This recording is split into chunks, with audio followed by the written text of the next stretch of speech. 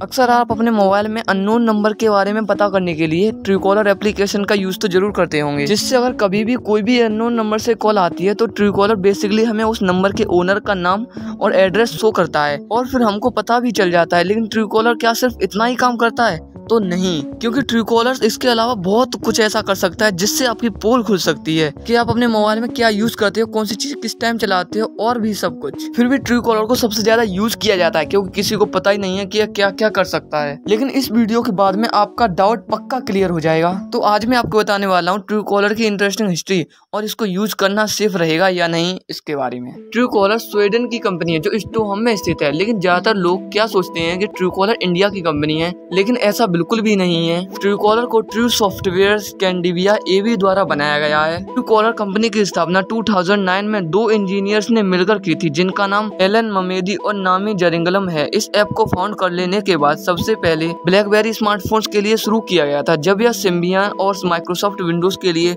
अच्छी तरह काम करने लगा था तो इसकी बड़ी सफलता के लिए कंपनी ने इसे सभी प्लेटफॉर्म के लिए तैयार कर दिया। इसके बाद इसको एप्पल आईफोन के लिए 23 सितंबर 2009 को, एंड्रॉइड के लिए 3 सितंबर 2012 को, 27 फरवरी 2012 को RIM ब्लैकबेरी के लिए, 1 मार्च 2012 को विंडोज फोन के लिए और 3 सितंबर 2012 को नोकिया सीरीज 40 के लिए जारी किया गया था। इसके बाद से ही इसके यूजर्स बहुत तेजी से बढ़े। इसका अंदाजा इससे लगाया जा सकता है कि सितंबर 2012 तक ट्रूकॉलर के 5 मिलियन यूजर्स हो गए थे। 22 जनवरी 2013 तक इसके यूजर्स 10 मिलियन को पार कर गए थे।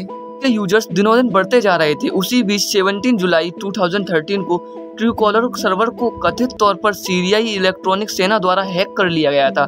तभी कुछ समय बाद ट्विटर पर दावा किया गया 459 GB डेटा बरामद किया गया है। इसके बाद 18 जुलाई 2013 को ट्रूकॉलर ने अपने ब्लॉग पर एक बयान जारी किया जिसमें कहा गया था कि उनकी वेबसाइट वास्तव में हैक की गई थी। इसके बाद 23 नवंबर 2019 को इंडिया के एजाज अहमद ने ट्रूकॉलर में एक बग को ढूंढा। इसकी वजह से यूजर्स के डेटा के साथ साथ सिस्टम और स्थान की जानकारी को उजागर किया जा रहा था। इसके बाद ट्रूकॉलर ने उस बग को तुरंत ठीक किया। ये सब होने के बाद भी इसका यूजर बेस बहुत तेजी से बढ़ते जा रहा था। जनवरी 2017 तक ट्रूकॉलर के 250 मिलियन यूजर्स हो गए थे, जिनमें से 150 मिलियन यूजर्स सिर्फ इंडिया के ही थे। ट्रूकॉलर के यूजर बेस को बहुत तेजी से बढ़ते देख हर कोई ट्रूकॉलर में इन्वेस्ट कर रहा था क्योंकि ये कंपनी दिनों दिन ऊंचाइयां छूती जा रही थी। लेकिन फरवरी 2014 में ट्रूकॉलर ने मौजूदा इन्वेस्टर्स ओपन ओशियन ट्रूकॉलर के अध्यक्ष स्टीफन लेन हैमर और एक और इन्वेस्टर के साथ सेक्वेया कैपिटल से फंडिंग में $18.8 मिलियन प्राप्त किए। येल्प के साथ साझेदारी की भी घोषणा की। येल्प एक अमेरिकी कंपनी है जो yelp.com वेबसाइट और येल्प मोबाइल ऐप डेवलप करती है। येल्प की स्थापना 2004 में पेपैल के पूर्व कर्मचारियों फिल सिमंस और जेरेमी स्टॉपेलमैन ने की थी, लेकिन अभी बात ट्रूकॉलर की हो रही है। तो येल्प से साझेदारी कर लेने के बाद जब भी स्मार्टफोन से कॉल की जाती तो नंबर की पहचान करने में येल्प के API डेटा का यूज किया जाता है। इसके बाद ट्रूकॉलर ने अपने बढ़ते हुए यूजर बेस को देखते हुए जुलाई 2015 को ट्रूकॉलर ने इंडिया में विशेष रूप से ट्रू मैसेंजर नाम से अपना एक SMS ऐप लॉन्च किया।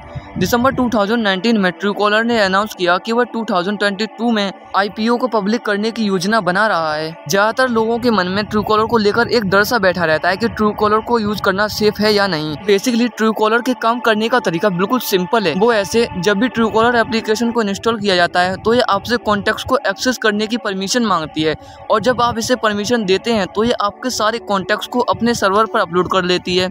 लेकिन आप सोच रहे होंगे कि परमिशन नहीं दें तो क्या होगा, लेकिन जब तक आप परमिशन नहीं देंगे तब तक यह एप्लीकेशन काम ही नहीं करेगी। तो जब भी आप अननोन नंबर्स को ट्रूकॉलर पर सर्च करते हैं तो उसकी जानकारी इन्हीं कॉन्टैक्ट्स की बदौलत दी जाती है।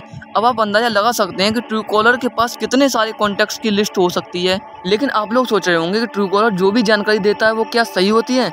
तो नहीं, क्योंकि ट्रूकॉलर में हर कोई अपने नाम को चेंज कर सकता है। लेकिन अब मेन पॉइंट आता है कि ट्रूकॉलर को यूज करना सेफ है या नहीं। तो अब आप सभी को पता तो चल ही गया है कि ट्रूकॉलर आपके सारे कॉन्टैक्ट्स को पब्लिक कर देता है, जिससे हर कोई आपके कॉन्टैक्ट्स को देख सकता है।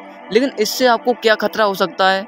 मान लीजिए आपके कॉन्टैक्ट्स लिस्ट में आपके फैमिली मेंबर्स के भी नंबर होंगे। सभी नंबर्स को ट्रूकॉलर ने पब्लिक कर दिया होता है, तो कोई भी उस लिस्ट में नंबर निकालकर आपके किसी भी फैमिली मेंबर को परेशान कर सकता है। इससे सबसे ज्यादा खतरा आपकी प्राइवेसी को होता है, क्योंकि ट्रूकॉलर आपकी प्राइवेसी का खुलासा कर सकता है। वो इसलिए क्योंकि आपने इसकी परमिशन दे दी होती है और साथ ही आप ट्रूकॉलर के टर्म एंड कंडीशन से बंधे हुए होते हैं।